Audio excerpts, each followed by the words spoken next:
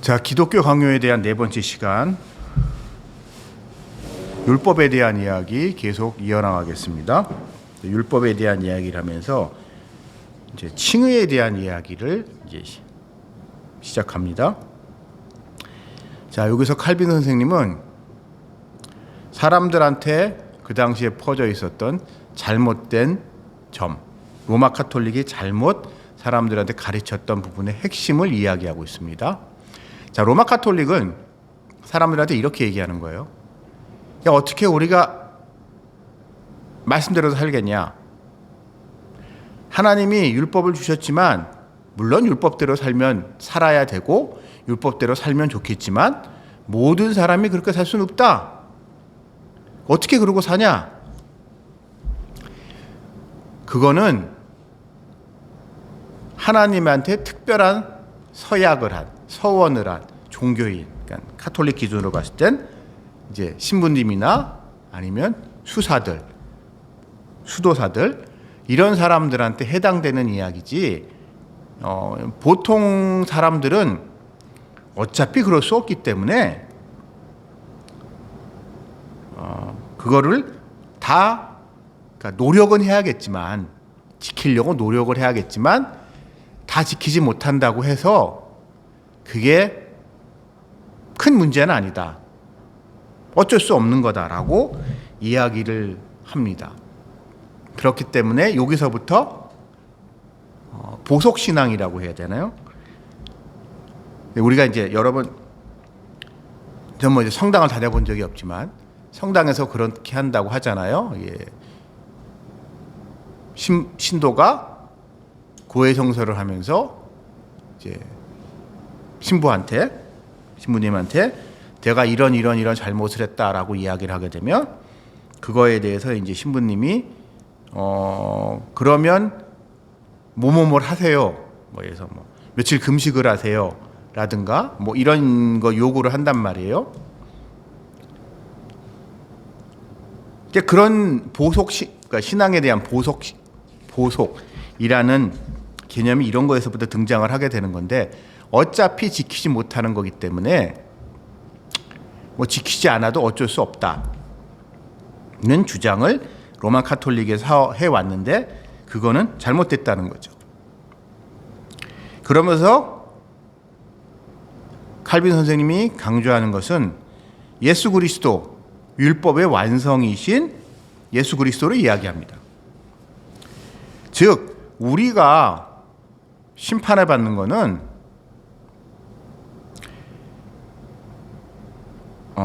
율법의 말씀을, 그러니까 율법의 말씀을 지키지 않았기 때문에 심판을 받는 게 아니라는 거예요. 마찬가지로 우리가 구원을 받는 것도 우리가 율법을 잘 지켰기 때문이 아니라는 거예요. 우리의 구원의 이유는 오직 하나, 예수 그리스도시라는 거죠. 예수 그리스도께서 율법의 완성을 이루셨기 때문에 이 율법 그 자체는 우리에게 직접적으로 이미 그리스도 안에 있는 우리들에게는 더 이상 유효한 것이 아니기 때문에 역설적으로 율법을 얼마나 철저하게 지키냐, 그것은 사람의 공로가 될 수 없다는 겁니다. 즉 이미 예수 그리스도께서 다 이루셨기 때문에 그 이루신 율법의 완성을 하신 예수 그리스도를 믿고 이 그리스도 안에 있는 것, 그것이 구원의 조건이라는 점을 칼빈 선생님은 강조하고 계시고요. 그렇기 때문에 물론 우리는 하나님의 말씀대로 살려고 노력을 해야겠지요. 그거는 우리가 그거를 통해서 어떠한 보상을 받고 우리가 그거를 지키지 않으면 그거에 대해서 벌을 받는다는 생각 때문에 그러는 것이 아니라 우리가 그리스도인이기 때문에 그렇게 해야 된다는 것이고 그런 마음이 우리 안에서 생겨난다는 겁니다. 그렇기 때문에 이것을 어떠한 정형화된 틀로 만든 카톨릭은 잘못된 것이고, 이 잘못된 부분의 핵심은 그리스도의 율법의 완성이신 그리스도를 통해서 이룩하신 하나님의 의에 거기서 충족이 됐다는 거예요. 그거를 통하여 하나님의 의가 나타났는데 그 하나님의 의를 무시하는 거고 하나님의 의를 멸시하는 거라는 점을 이야기하고 있습니다. 즉 구원은 그 어떠한 경우에도 인간의 공로 때문이 아니라 예수 그리스도로 말미암아 이루어진다는 거죠. 자, 여기서 여러분 우리가 이제 로마 카톨릭의 약간 딜레마 고민을 제가 한번 생각을 해봤어요. 자, 표면적으로 이제 우리가 중세 시대로 간다고 칩시다. 로마 제국이 망하고 중세가 들어오면서 모든 사람들은 표면적으로는 다 그리스도인이에요. 모든 사람이 다 교회를 가요. 근데 모든 사람이 다 교회를 가는데 그리고 겉으로 보기에는 교회에서 하라는 대로 살아요. 왜냐하면 삶의 모든 부분이 이미 다 그렇게 이렇게 만들어져 있기 때문에. 예를 들어서 성수주의라고 칩시다. 오늘날 우리는 성수주의의 선택의 여지가 있지만 중세 사회에는, 기독교 사회에서는 이건 선택의 문제가 아니에요. 마을 사람들 대부분 농사를 지었겠죠? 농사를 짓는 마을 사람들이 전부 다 주일날만 되면은 성당에 미사를 간단 말이에요. 그런 상황에서 나 혼자 교회 가기 싫어, 미사에 참석하기 싫어 라고 하면서 빠질 수 있나요? 없죠. 다 가니까. 그러니까 다 그렇게 삶의 모든 부분이 다 그렇게 세팅이 되었기 때문에 모든 사람들이 표면적으로는 예수 그리스도를 믿는 것 같이 살아요. 그리고 믿는다고 이야기를 해요. 근데 우리 현실을 생각을 해봅시다. 그 중에도 나쁜 사람 많잖아요. 우리 교회 다닌다고 해서 다 착한가요? 아니잖아요, 솔직히. 그런 사람들을 보면서 이제 고민을 하게 되는 겁니다. 저런 사람도 다 흔히 말해서 입으로, 그러니까 교회 겉으로 보는 신앙생활은 자의는 아니지만 어쨌든 타의로라도 성실하게 할 수밖에 하고 있고, 그 사람이 말로는 이제 하나님을 잘 믿는다고 이제 다 아멘 하는 상황이라면 과연 저런 사람도 구원을 받는다는 거냐, 저런 사람도 천국을 받는다는 거냐라는 딜레마에 빠지게 되는 겁니다. 그러니까 로마 카톨릭은 이제 점점 교회가 커지면서 제도화되면서 그런 문제를 해결하기 위해서 이제 시스템화된다고 해야 되나요? 그러한 과정에서 이제 우리가 알고 있는 고해성서 같은 게 만들어지는 거예요. 처음 초대교회는 고해성서 같은 거 없었습니다. 고해성서 같은 거는 그러는 과정 속에서 만들어진 거거든요. 우리가 이제 대표적으로 익숙한. 이제 그런 카톨릭의 이미 근데 이제 그 시절에는 그게 맞는 이야기였는데 이게 시간이 지나면서 점점 이상해진 거죠. 자, 그래서 이제 그 부패한 문제가 생긴 카톨릭, 그러니까 이런 식이 되는 거예요. 사람들이 보석 신앙이 이제 하게 되면 역설적으로 죄 짓는 걸 두려워하지 않게 됩니다. 왜? 일주일 동안 나쁜 짓을 해요. 그러고 난 다음에 주일날 성당을 가요. 그래서 이제 신부님한테 고해성서를 해요.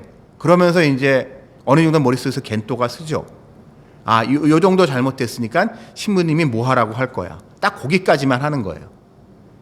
그러면서 자기가 잘못한 거에 대해서 신부한테 기계적으로 뭐뭐뭐 잘못했습니다라고 하게 되면 신부님이 고해성서를 받던 신부님이 그러면 이거 해라고 기계적으로 이야기를 하고, 그러면 그 사람은 당연히 예상했던 거기 때문에요. 그럼 그거 하고 끝인 상황이 돼버린 게 칼빈이 살아있던 시절, 종교개혁이 일어나던 시절에 교회의 가장 큰 문제였던 거죠. 그래서 그거를 이제 칼빈이 비롯한 종교개혁자들은 비판을 한 거고요. 그것이 가장 극단화된 형태가 결국 종교개혁의 시발점이 되었던 면죄부 판매인 거고요. 그러니까 카톨릭 신앙이 이제 개신교 신앙하고 다른 게 이거예요. 죄와 벌을 분리해 생각합니다. 그래서 카톨릭 쪽에서는 면죄부라고 하게 되면 싫어해요. 면벌부라는 표현을 좋아합니다. 그러니까 우리가 생각하기엔 죄와 벌이 뭐가 다르지라고 생각하는데 카톨릭에서는 두 개를 구분해서 생각을 하거든요. 그러니까 사람이 교회를 다니면 카톨릭 교회에 들어오고 교회에서 시키는 대로 하면 죄의 문제는 해결되지만 여전히 벌의 문제는 남아있다고 생각을 하는 그런 구조입니다. 카톨릭은. 근데 그거를 이제 잘못했다고 이야기를 하는 겁니다. 그러면서 이제 칼빈은 율법에서 우리가 발견을 해야 되는 것은 이 율법의 완성이신 예수 그리스도에서 희망을 찾아야 된다는 거죠. 즉 우리가 아무리 예수 그리스도가 없다면 율법을 지키기 위해서 그리고 율법을 지키지 위해서 최선을 다하지만 어쩔 수 없이 율법을 못 자이건 타이건 의식적이건 의식하지 못하건 율법을 어겼을 때 그 사람이 받게 되는 그 스트레스가 있을 거 아니에요? 그 스트레스로부터 벗어날 수 있는 예수 그리스도의 율법의 완성 속에서 희망을 발견해야 된다는 겁니다. 그리고 그 희망은 결국 성령의 은사로 말미암아서 이루어진다는 것을 강조해요. 여러분 생각보다 칼빈 선생님의 책을 읽다 보면은요 성령을 되게 강조합니다. 성령을 강조해서 성령의 내주하심, 성령의 내적 조명, 성령의 위로 이런 얘기가 그러니까 다른 종교 개혁자들에 비해서 특징적으로 많이 등장하거든요. 왜냐하면 결국 객관적인 신앙이 그러니까 기독교 신앙이라는 객관적인 신앙이 나의 주관적인 믿음이 되기 위해서는 그것을 가능하게 하는 것이 성령이라는 것을 강조하고 있습니다. 자, 그럼 이제 사람들이 이런 질문을 하게 되죠. 그럼 율법에 예수 그리스도께서 율법을 다 완성하셨다면 율법이 왜 필요해? 율법대로 살 필요가 없다며? 그럼 율법은 필요 없는 거네? 라고 하는 율법 폐기론자들이 등장을 하는데 이 율법 폐기론자들은 이제 종교개혁 당시에 이제 골칫거리예요. 종교개혁 진영 입장에서는. 그러니까 너무 간 거죠. 그러니까 죄짓기를 두려워하지 않는. 그래, 전에는 우리가 만약에 사람들이 이거예요. 전에는 뭘 잘못했어요. 율법을 어겼어요. 그러면 고해성사를 해서 쉽게 말하면 돈이 나갔죠. 뭔가 자기가 지불해야 될 게 없는데 그런데 이제 종교개혁이 진행이 되면서 예수 그리스도에서 다 했고 율법은 우리의 구원에 영향을 미치지 못한다는 이야기를 들으면 사람들이 좀 이제 보기에 따라서는 사람들이 좀 잘못 생각하는 사람들은 그럼 다 이제 공짜가 된 거예요. 고해성사할 필요 없다며 예수 그리스도 안에서 다 구원을 얻었다며 그럼 자유롭게 살자. 죄 짓는 걸 두려워하지 않는 상황이 벌어지기 때문에 이제 그런 사람들 때문에 이제 종교개혁 진영이 공격을 받아요. 율법 폐기론자들. 그러니까 그런 공격에 맞서서 칼빈 선생님은 왜 율법이 필요한가에 대해서 세 가지 이야기를 합니다. 첫째는 율법은 어쨌든 우리에게 명확한 기준을 준다는 거죠. 우리가 무엇을 해야 될지, 무엇을 하지 말아야 될지, 어떻게 살아야 될지에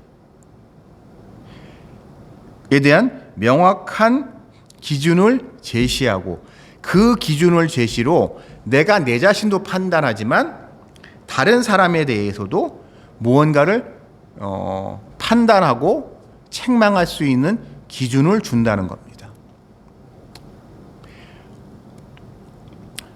그러니까 신앙생활이라는 거는 이런 것 같아요. 객관적인 부분과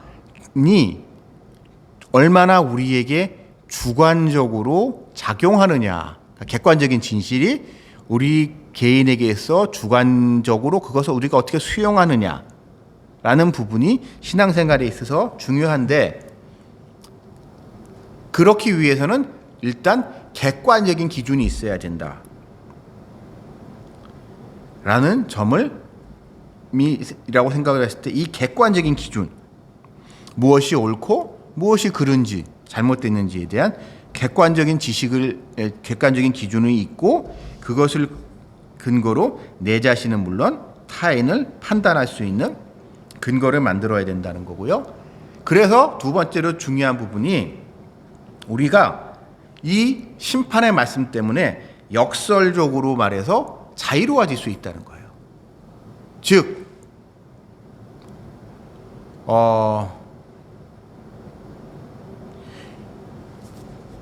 나쁜 일 하는 사람이 있다고 칩시다. 나에게 해를 끼치는 사람이 있다고 칩시다. 여러분, 그런 사람, 특히 나의 신앙생활, 내가 하나님을 잘 믿으려고 하는데 그 사람들 중에 그런 사람들 꼭 있어요. 이상한 사람들이 있어요. 왜 교회 다니는 걸 이렇게 싫어하는지. 전 그런 사람들이 솔직히 이해가 안 되는데, 교회 가는 게 나쁜 일 아니잖아요. 주일날 뭐 교회 가는데 나쁜 일 아닌데, 꼭 어떤 인간들이 있냐면, 여러분 직장생활 같은 거 하다 보면 주일날 교회 가겠다고 하게 되면 온갖 핑계를 대서 회사를 불러 모으는 사람들이 있습니다. 그러니까 이상한 인간들이 있어요. 요즘은 이제 대놓고 그렇게는 못하는데 무슨 동호회 같은 거 만들고 꼭 일요일날 어디 등산하자고 하고 낚시하자고 하고 뭐 이런 모임 같은 거를 만들어서 꼭 일요일날 오라고 해요. 주일날. 전 그런 인간들 보면 이해가 안 되는 게, 토요일도 있잖아요. 주 5일째니까 토요일날 그런 모임을 해도 되는데 꼭 일요일날 모임을 만들어가지고 교회에 오는 거를 방해하는, 그리고 그런 거 갖다가 이제 교회 때문에 못 가는데요 하게 되면은 이상하게 갈구는 인간들이 있습니다. 그런 사람들을 보면서 우리는, 물론 그 사람들은 이제 그 사람에 대한 하나님의 뜻이 어떤지 모르기 때문에 우리가 이제 그런 사람도 사람으로 품어야 하겠지만, 그런 사람을 보면서도 우리가 저 사람은 하나님의 말씀을 어기고 있고 율법을 모욕하고 있고, 그래서 결국 저런 사람들을 하나님이 심판하실 거야 라는 마음의 위로를 갖고, 그러니까 그런 사람들에 대해서 담대해질 수 있는 거죠. 좀 심하게 말해서 회사에서 그런 상사가 있다고 칩시다. 뭐 어떤 이사가 그런다고 칩시다. 직장 생활할 때 내가 이제 뭐 일개 사원인데 이사가 그러면은, 이사님이 그러면 대단해 보이고 막 힘들어요. 하지만 여러분, 그럴 때 이렇게 생각하십시오. 그놈도 결국 머슴일 뿐이에요. 잘해야 마름이고, 오너가 불러서 너 나가 하면은 나갈 인간이거든. 그거 별거 아닙니다. 사장이라고 칩시다. 오너라고 칩시다. 재벌 총수라고 칩시다. 여러분, 재벌 총수들 중에요, 비참한 최후를 하는 사람이 얼마나 많습니까? 왕이라고 칩시다. 다 율법 아래서는 아무것도 아니라는 것을 우리는 역사를 통해서 잘 알고 있거든요. 그렇기 때문에 우리는 이 율법에 나와 있는 심판의 말씀이 우리에게 자유와 용기를 주는 역할을 하고 있습니다.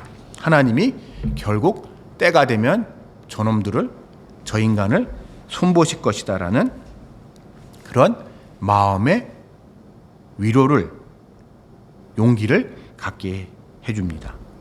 그리고 마지막으로 율법이 우리에게 주는 큰 유익은, 율법을 보면서 내가 내 자신의 마음을 겸손해지게 스스로 삼가는 마음을 가질 수 있다는 거죠. 자, 율법대로 그리스도인이라면 율법을 보면서 어떤 생각이 들까요? 저렇게 살아야 되는데 라는 마음이 들 수밖에 없습니다. 우리가 신앙생활을 하다 보면은 제일 위험한 게 칭찬입니다. 역설적으로 참 그분 믿음 좋은 분이야, 훌륭한 분이야 라는 말이 사람을 바보로 만듭니다. 그 사람인지라 그런 이야기를 자꾸 듣다 보면은요, 사람이 교만해져요. 그리고 마음 한구석에 그래도 내가 쟤보다 낫잖아, 저 사람보다 낫잖아, 내가 성수주의를 잘하고 있잖아, 나같이 11조를 생활 잘하는 사람 없지, 나같이 봉사 열심히 한 사람 없지라는 마음이 우리 속에서 자꾸 이렇게 마귀가 그런 마음을 심어주거든요, 우리 마음에. 그러나 그럴 때 율법은 우리에게 분명히 말씀하시죠. 율법을 보면서 우리는 우리가 하고 있는 최선이라고 하는 게 얼마나 보잘것없는가. 이러니까 예수님이 우리한테 꼭 필요하구나, 예수님의 십자가의 보혈이 그래서 이렇게 귀한 거구나 라는 것을 우리는 깨닫고 나의 죄인됨을 가지고 나나 저 사람이나 내가 한심하다고 바라보는 저 사람도 이제 신앙생활 하는지 안 하는지 그런 날라리 나이롱 신자도 나나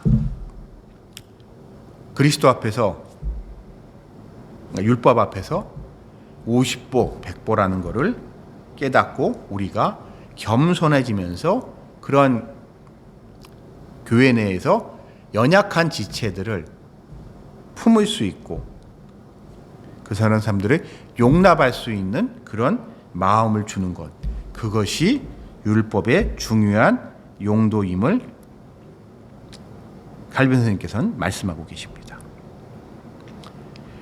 자, 이어서 칭의에 대한 이야기로 다시 돌아갑니다. 칼빈 선생님은 여기서 현실적인 이야기를 해요.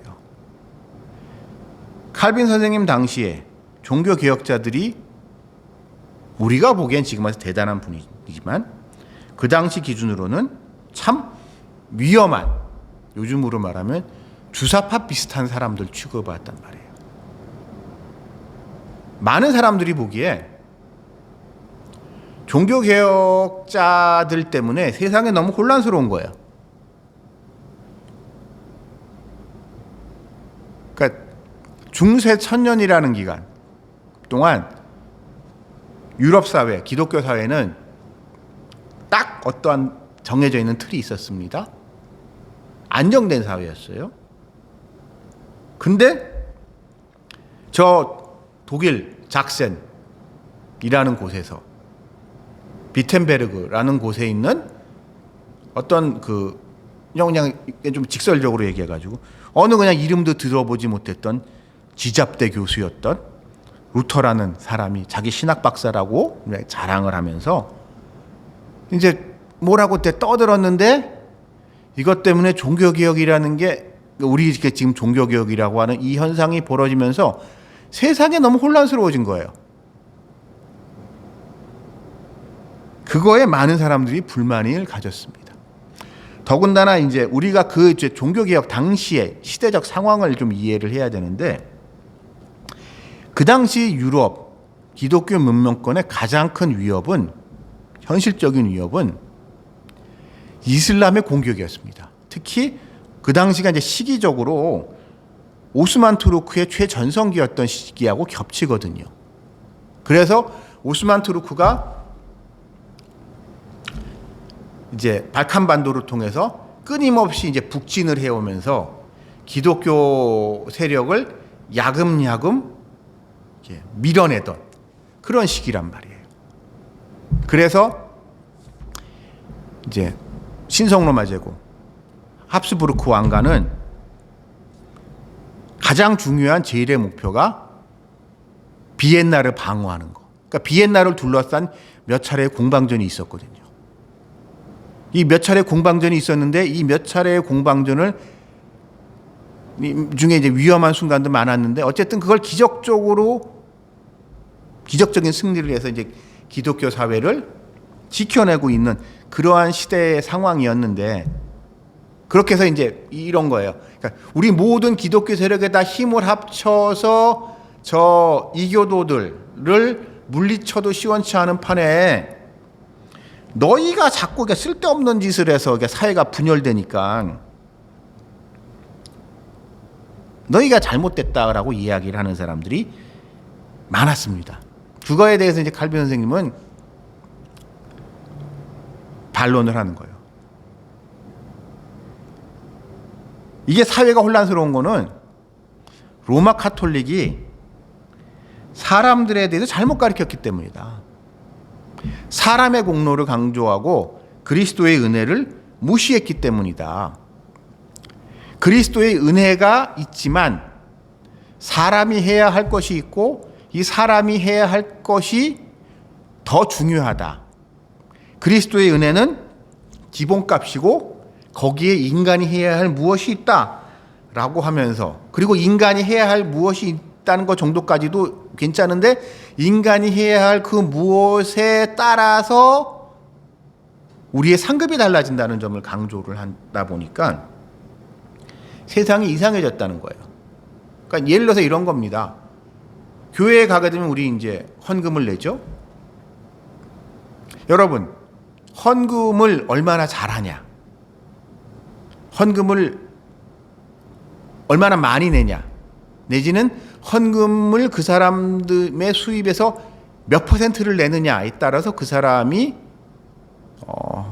구원에 영향을 줄 수는 없죠. 다만 현실적으로는 교회에서는 좀 이렇게 목소리 좀 큰 소리 내죠. 그거 인정하는데 그렇다고 해서 그 사람이 구원이라는 면에 있어서 하늘의 상급이라는 면에서 달라지는 바가 없는데 이 두루 혼동한 카톨릭의 문제다라는 것을 지적을 합니다.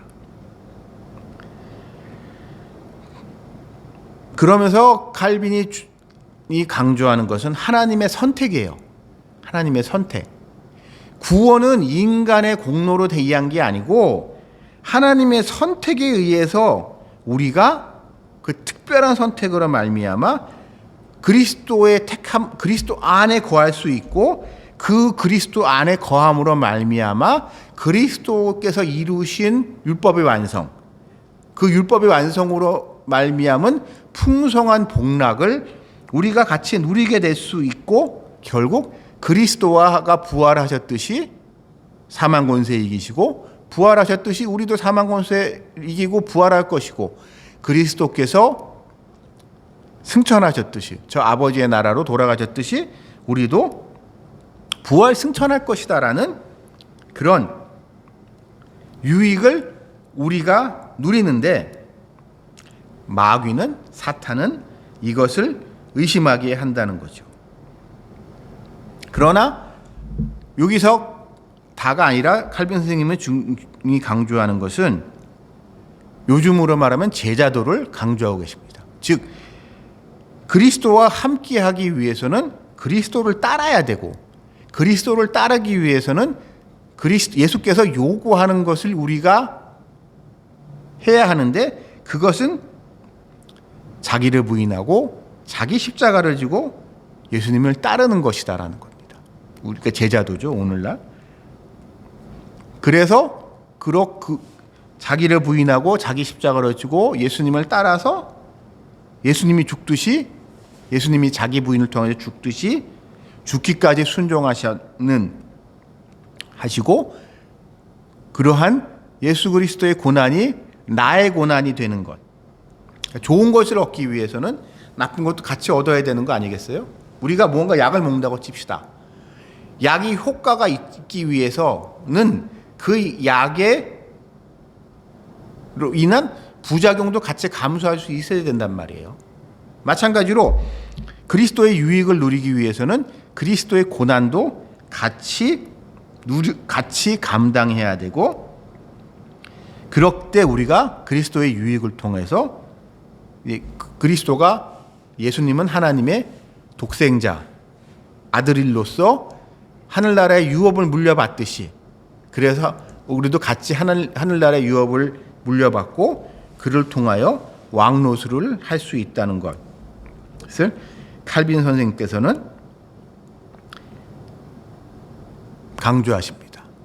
물론 이러한 주장에 대해서 예나 지금이나 불편해하는 사람들이 있어요. 이러한 것이 인간의 선행, 도덕적인 삶의 가치를 떨어뜨려서 세상을 윤리적으로 타락하게 만든다라는 비판입니다. 일명 이제 요즘식 표현으로 값싼 은혜의 문제를 지적하는 사람이 예나 지금이나 있는데 그것에 대해서 칼빈 선생님은 단호하게 말씀하십니다. 인간의 선행, 인간의 착한 일은 내가 그것을 통하여 구원을 받기 위해서 내지는 나의 구원에 영향을 주기 위해서가 아니라 하나님께 영광을 돌리기 위해서 하는 거랍니다. 즉 우리가 선행을 한다고 칩시다. 우리가 왜 선행을 할 수 있을까요? 그 선행을 가능하게 하신 하나님의 은혜가 있기 때문입니다. 그렇죠? 우리가 선행할 수 있는 기회가 우리한테 온 것이고 그 선행을 할 수 있는 능력이 우리한테 있는 것이고 또한 그 순간 무엇라 말할 수 없는 내 마음의 떨림 때문에 우리가 그거를 평소 같으면 예를 들어서 돈이라고 칩시다. 특별 헌금이라고 칩시다. 돈이라는 게 얼마나 귀합니까? 평소 같으면 그런 돈을 내가 내놓을 생각을 할 인간이 아닌데 나는 성령께서 그런 마음이 내 마음에 들게 하고 그 헌금을 내게 하신다는 거죠. 그렇기 때문에 이것은 내가 하는 것이 아니라 주님께서 하는 것이고 결국 그것은 내가 어떤 더 큰 상급을 받게 하기 위해서 그런 게 아니라 하나님이 자신의 영광을 위해서 하시는 것이라는 점을 강조하고 있습니다. 그런데 이 하나님의 영광이라는 것, 그것은 나와 관련이 있다는 거죠. 즉, 우리가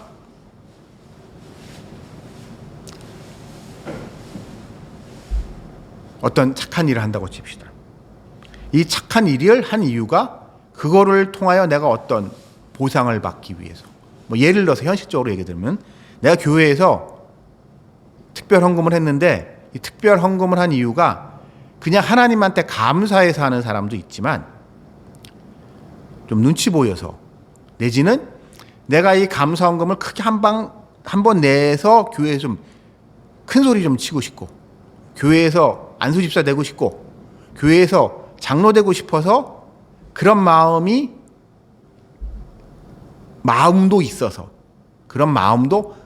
있어서 그러는 분들이 현실적으로 계세요. 교회에서 보면. 근데 그렇지 않고 그러니까 순수한 마음에 하나님한테 우리가 바치는 것에 대해서 하나님은 결국 공평하신 하나님은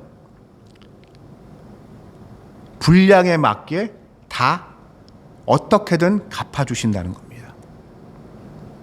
그리고 그것은 최종적으로는 하나님의 자녀로서 예수 그리스도를 통해서 하나님의 자녀가 되는 양자가 됨으로 말미암아 하나님이 예수께서 물려받으실 유업을 하나님 나라를 같이 상속받게 된다는 점을 강조합니다. 하나님의 나라는 거기서 우리가 누리는 것은 무한한 복락이죠. 여러분 이 무한이라는 것에 대해서 우리 한번 생각을 해봅시다. 무한한 데서 누가 좀 더 받고 누가 덜 받고 하는 게 무슨 의미가 있을까요? 이미 한계가 없는데. 그래서 이 우리가 하나님의 나라에서 받게 될 유업으로 받게 될 것은 에 있어서는 크고 작음이라는 것은 아무 의미가 없다는 점을 칼빈 선생님은 강조하고 있습니다. 그러면서 마지막으로 은혜를 강조합니다. 자, 우리는 아무리 열심히 한다고 하더라도 우리는 우리가 하나님한테 진 빚을 다 갚을 수 없습니다. 그리고 하나님은 우리한테 빚지신 게 없습니다. 그러니까 우리는 하나님한테 신세를 진 게 있지만 하나님은 우리한테 신세를 진 게 없으시죠. 하나님은 스스로 이렇게 존재하시는 분이시기 때문에. 그래서 이 뭐라고 해야 되나요? 하나님과 우리 사이에 대차 대조표라고 해야 되나요? 이걸 보게 되면 우리가 하나님께 갚아야 할 것은 무한이라면 우리가 무한이기 때문에 무한하신 하나님이시기 때문에 우리가 하나님께 갚아야 할 것 또한 무한한 것이고 그렇기 때문에 하나님이 우리한테 주셔야 될 게 아무리 크다라고 하더라도 그것은 아무것도 아니라는 겁니다. 그래서 여러분 이제 우리 수학 시간에 한번 생각해 보자고요. 우리 그 수학에서 이 무한을 이게 팔 옆으로 거꾸로 오는 걸 보잖아요. 이 무한의 세계 속에 생각을 해보면 이 거기에서 예를 들어서 100이건 1000이건 만이건 1억이건 다 아무것도 아니거든요. 그 점을 칼빈 선생님은 말씀하고 계시고 그렇기 때문에 우리는 이 모든 것을 용납해 주시고 덮어주시는 하나님의 은혜에 그냥 감사할 것밖에 없다는 점을 강조하고 있습니다. 즉 우리가 칭의 받는 것, 이게 구원이라고 보는데 구원에 있어서 우리가 해야 될 것은 물론 믿음이지만 이 믿음에 있어서 핵심은 감사하는 겁니다. 여러분 신앙생활은 뭐냐? 오늘 이 말씀 칼빈 선생님의 결론은 저도 동감하는데 신앙생활의 핵심은 감사하는 겁니다. 하나님께 나와 나를 둘러싼 모든 것이 하나님의 은혜에 의한 것임을 감사하면서 이 감사라는 것 결국 하나님의 절대 주권을 인정하는 거기 때문에 하나님의 은혜를 인정하는 것이기 때문에 은혜임을 감사임을 여러분 마음속에 새기실 바라며 어떤 상황 속에서도 주님께 감사하시는 여러분들이 되시기를 주님의 이름으로 축원하며 오늘 이 강의를 마무리하겠습니다. 다음 주에 뵙겠습니다.